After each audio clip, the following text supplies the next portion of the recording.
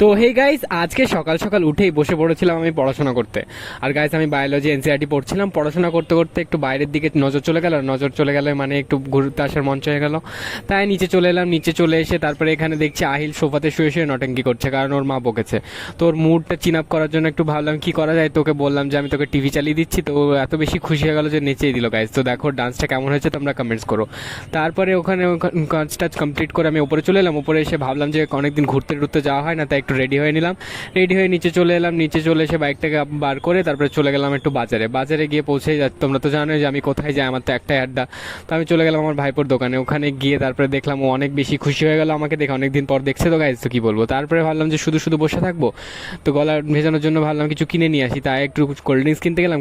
দোকানে চলে গিয়ে ভাবলাম যে কোল্ড ড্রিঙ্কস কেন কিনবো, তাই লস্যি কিনে নিলাম।